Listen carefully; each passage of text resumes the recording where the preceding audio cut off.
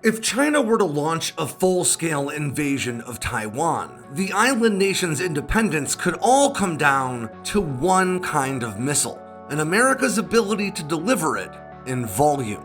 For months now, the Center for Strategic and International Studies has been playing out a Chinese invasion of Taiwan, pitting the Pacific powers against one another 24 separate times, with different variables and circumstances for each. And while America almost always comes out on top, the cost is immense. We're talking about losing 2 aircraft carriers in the first week. Let's talk about how to defeat a Chinese invasion of Taiwan and what it would cost. I'm Alex Hollings, and this is AirPower.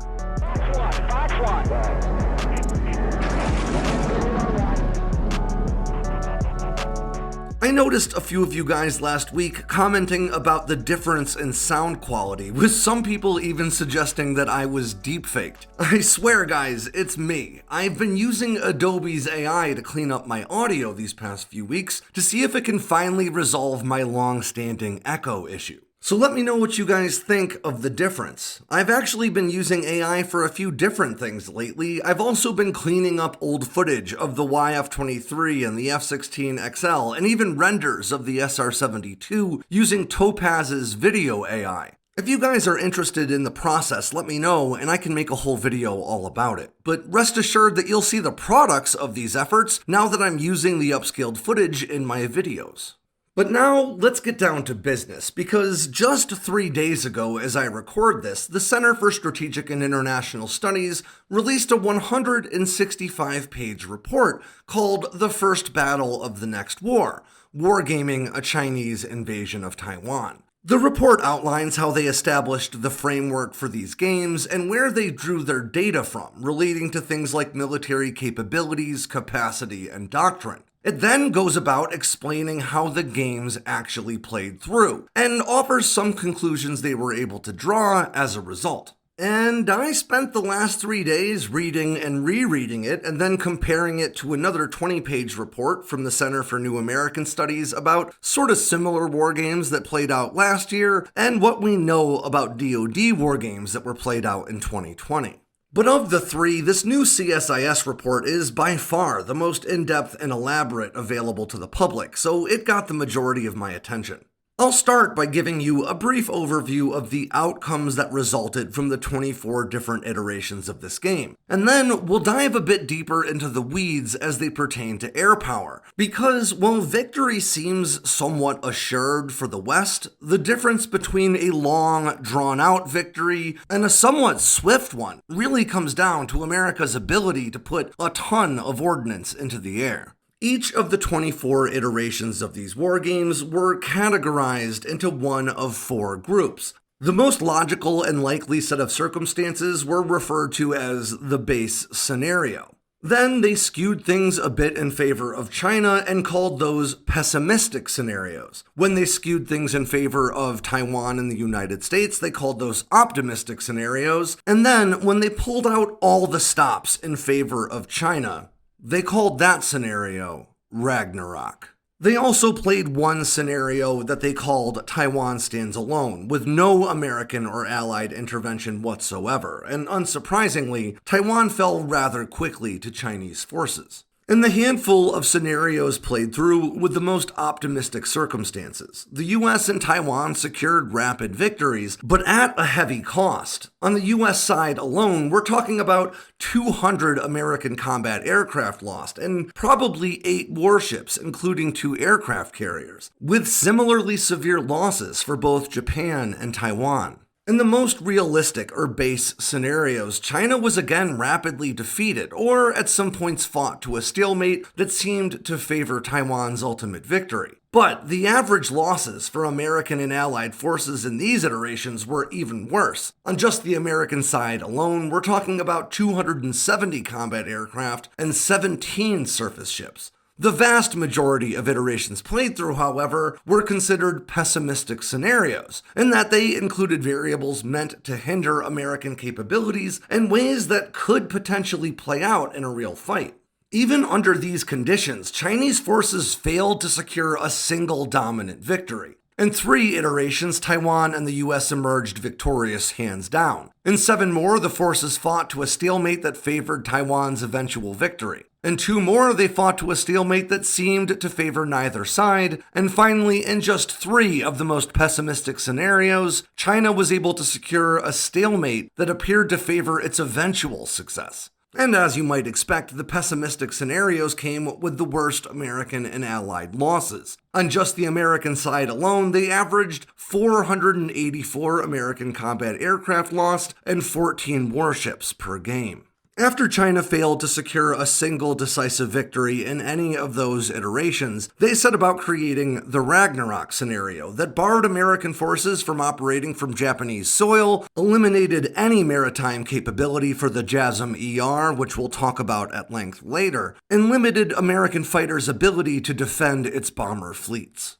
Alright, now that we've all got a general overview of the outcomes of these war games, let's talk about how they played out in real time. Starting with one real big bit of bad news that might come as a shock to some. Because while American AirPower would be instrumental in the defense of Taiwan, America's aircraft carriers themselves may not have that big a role in it. In fact, in all 24 iterations of the game, even under the most optimistic of circumstances, 2 of America's supercarriers were on the bottom of the Pacific by the end of the first week. You see, in the weeks leading up to a Chinese invasion of Taiwan, America would almost certainly lean on the long-standing tradition of using a large show of force to demonstrate its resolve in the face of aggression, and hopefully deter the conflict from starting at all. This, of course, is often accomplished by sailing 1 or even 2 carrier strike groups into the region. And that's a big message. After all, each of these strike groups carries more combat power than some entire nations.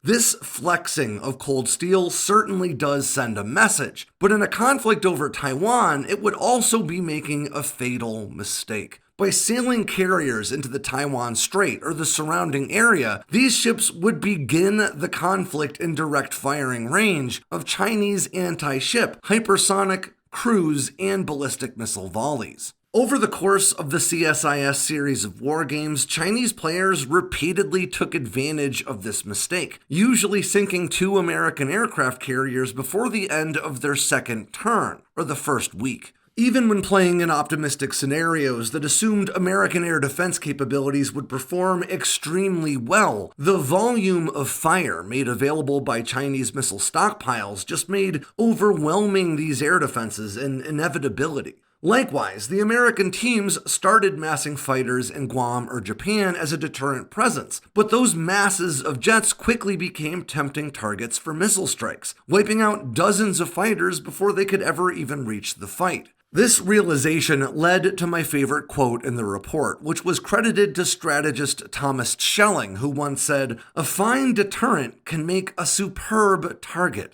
Now, the loss of 2 aircraft carriers, as well as their respective air wings, would deal a massive blow to American power projection. But airstrips in Japan and Guam would remain vital to continued combat operations. But because of that, those bases would also almost certainly become the target of repeated Chinese missile strikes. Altogether, about 90% of all American and Allied aircraft lost throughout all 24 iterations of war games all came from missile strikes while the aircraft were on the ground. Again, even when air defense systems are working very effectively, they have a saturation point wherein they just can't intercept any more inbound munitions. But America's AirPower magazine runs deep, and that's important because defeating a Chinese invasion of Taiwan really comes down to destroying China's invasion fleet before it can get enough troops into Taiwan to start making significant gains. In a way, this really eases the complexity of the situation for American planners. They don't have to identify high-value infrastructure targets within the sprawling expanse of heavily defended Chinese airspace. Instead, victory comes down to the simple question of how many anti-ship cruise missiles can you throw at China's fleet.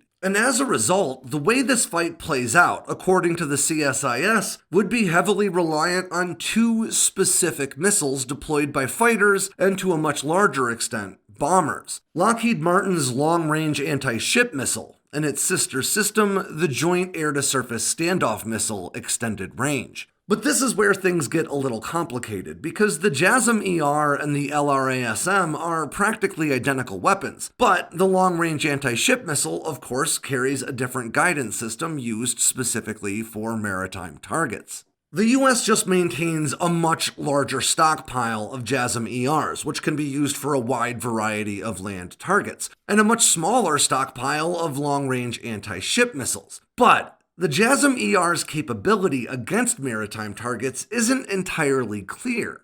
America would start by leaning on its stockpile of only 450 or so long-range anti-ship missiles, but then it could dip into its 3,600 or more JASSM-ERs. And remember, volume's important here because the assumption is that many missiles will be intercepted on their way to finding their targets. So let's talk for a minute about the JASSM-ER and what we know it can do. The AGM-158B JASSM-ER looks an awful lot like its precursor, the long-serving AGM-158 JASSM, but it swaps in a larger fuel tank and a turbofan vice a turbojet engine, and that more than doubles its range to around 620 miles, or about 1,000 kilometers. That means aircraft firing these weapons can do so from well outside the reach of Chinese Navy air defenses. This stealthy cruise missile flies along pre-planned routes, using GPS guidance throughout most of its flight path before transitioning to an infrared seeker in its final approach.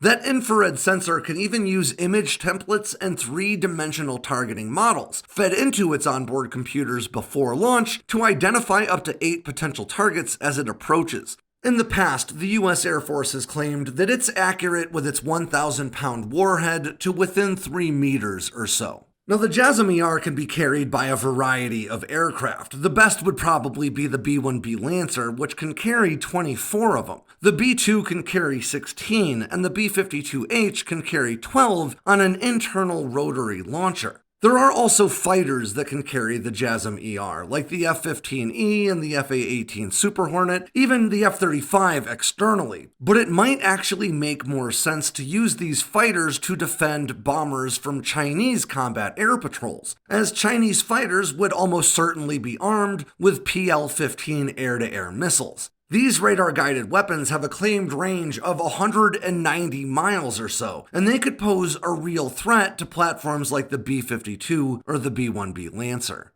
And if they could protect them from Chinese fighters, you can even use cargo aircraft like the C-17 and the C-130 to deploy large numbers of JASSM-ERs at once using palletized munition systems like the ones being developed in the Rapid Dragon program. Again, winning this fight is all about volume of fire, sinking enough of these ships before China can get a foothold in Taiwan. And while Navy assets like attack submarines would certainly play a vital role in this fight, it would really be up to American aircraft to get a sufficient volume of anti-ship missiles to rain down on these Chinese targets.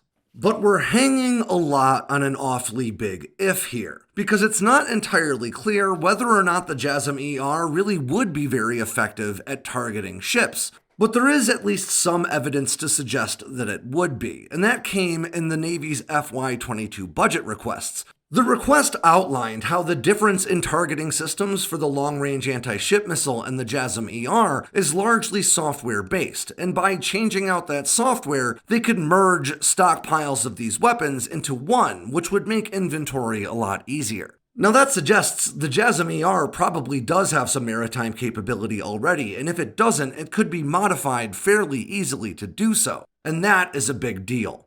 I'll quote the report directly.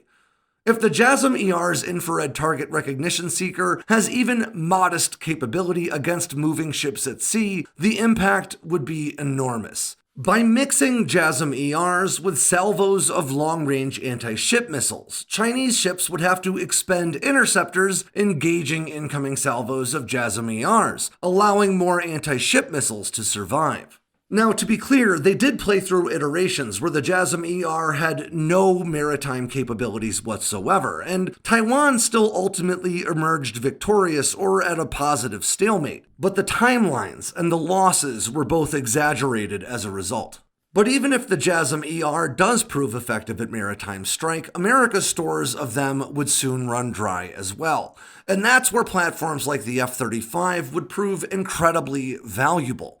F-35s would already be very useful in coordinating defenses for bombers carrying large payloads of cruise missiles. But once those cruise missiles were expended, the F-35 would be among the few platforms stealthy enough to survive Chinese air defenses and fly close enough to deliver shorter-range anti-ship weapons, like the Joint Strike Missile, or even JSOWs, which are actually glide bombs that have a range of about 70 miles or so. And through the consistent and effective delivery of a wide variety of munitions, American AirPower laid waste to the Chinese invasion fleet in almost every iteration of these games, despite America and its allies also incurring heavy losses along the way. But it's important to remember that this series of war games, like those played by the Center for New American Studies in 2021 and the Defense Department in 2020, aren't necessarily truly reflective of how a fight for Taiwan will play out. They're really just valuable tools that we can use to better understand the nature of such a conflict. All that is to say that winning on paper isn't a guarantee of winning in real life.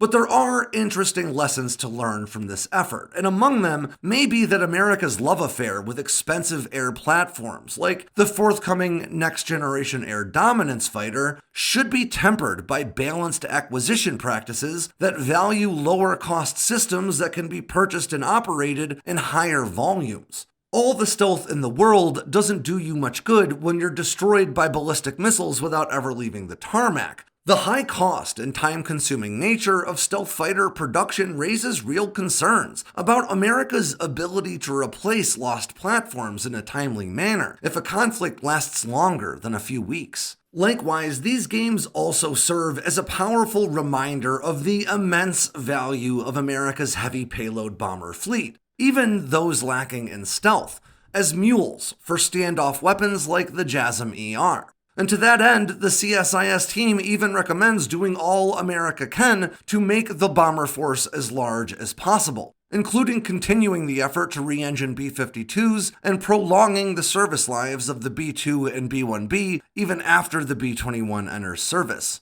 While these war games made it clear that the US has the capacity to defeat a Chinese invasion of Taiwan, the cost, in terms of both personnel and hardware, would be staggering.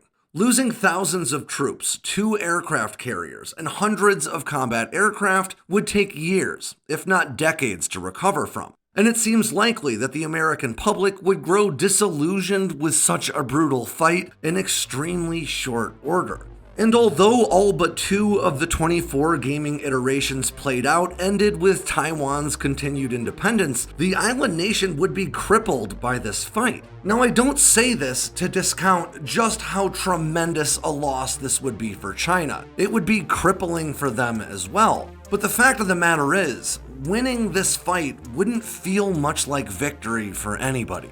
And while there are other valuable strategic lessons to glean from these war games, that might be the most important one. America's goal is not and should not be to win the war for Taiwan's independence. Instead, the effort has to be centered on developing and demonstrating both the capability and the capacity to win in short order, with the ultimate intent of forcing China to reconsider its unification strategy. Because, as is so often the case when we're talking about global powers, the only real way to win this fight would be to prevent it from starting in the first place. And on that ends yet another edition of AirPower from Sandboxx News. I'm Alex Hollings. Make sure you swing by sandboxnews.com today and every day for all the latest in news, entertainment, and motivation from all around the force. If you got anything out of today's video, make sure to click like and subscribe down below, and leave me a comment so I know what I should cover next. And of course, don't forget to tap on that bell icon so you never miss a drop from Sandboxx News.